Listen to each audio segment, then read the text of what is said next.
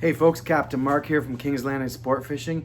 It is Sunday, July 20th, and I want to bring you a report really talking about what's been going on the last, I'm going to say, 3 days.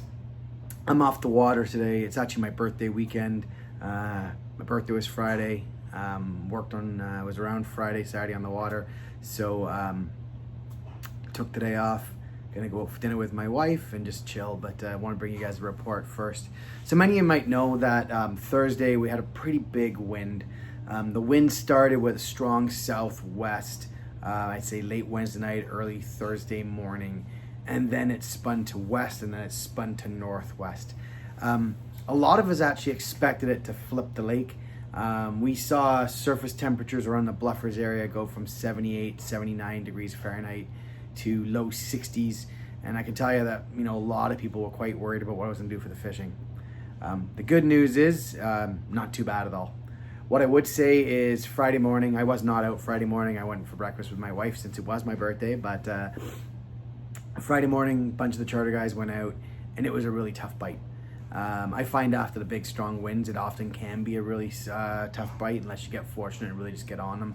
But it was a really, really tough bite for many.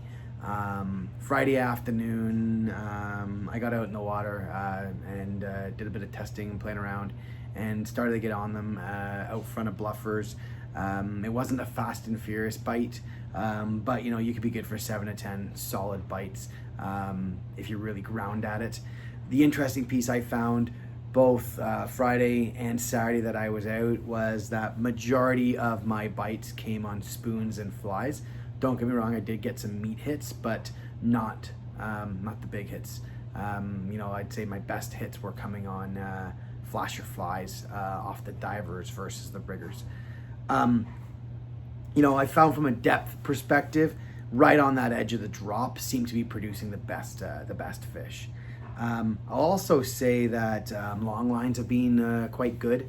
I spoke to a few people that were just running riggers, and they may get 4 or 5 hits. Those of us that were running long lines, we could probably double that, as it seemed to be that the fish were taking the long lines. As the time progressed and we get into Saturday, similar deal. The one thing I'll say on Saturday, I decided to do a bit of scouting, running around as I get ready for my next round of charters, and went out deep. And out deep, there's a lot of fish actually, and a good mix of fish. And when I say out deep, I don't really mean really out deep. Ran out to about 290, set up and started trolling south, and almost immediately started plucking a combination of rainbows, cohos, and kings. I'd say the rainbows and cohos, they were coming in the top 40 feet, and the kings were coming deeper. The kings were coming on the 400 copper with a flash or fly.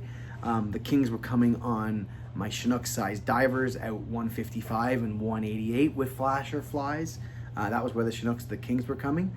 But there is a really good quality of fish, both numbers and mixture, because of the rainbows, cohos, and Chinooks in that 300 plus. What I found was once I got to about 360, 365, I stopped marking. So that's when I would turn around and I'd troll back to 300.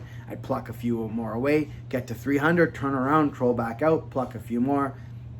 You know the drill, turn around, come back in, pluck a few more, and then I trolled back in towards the drop, ran along the ledge, and as the sun was coming down, picked off, I think, 3 or 4 nice mature king or Chinook salmon. Couple on meat as I think about last night, ending the evening on Saturday, but still the best fish came on the flasher fly. Over the last few days, I have had a beautiful 26.5 pound fish, a 25.5 pound fish, bunch of 24s and some 23s. So there's some really good size fish out there. I've been getting some questions because I've had a 27.5 too, a bunch of 26s. Why have I not been weighing them? Got to understand, for me, if I've got customers on the boat and we catch a nice fish, it's their choice. And if they want to go in and weigh a fish, I'm more than happy to do so. But if that is in the middle of what is their peak charter time, they've got to be willing to give up 60 to 90 minutes of time by the time we pull all the rods, travel in, grab the cooler, go down to the marina office, weigh the fish, come back. start the boat back up, go back out of the marina. In most cases, they're losing at least 90 minutes of their charter, if not more. So I think about my 27 and a half I got last Friday. That would have been a great board fish. It would have placed in the top, probably top 20, 25 for sure, I think. But, you know, the customers, I said to the customer, like, it's your call. That fish is probably going to win $100 and a prize pack.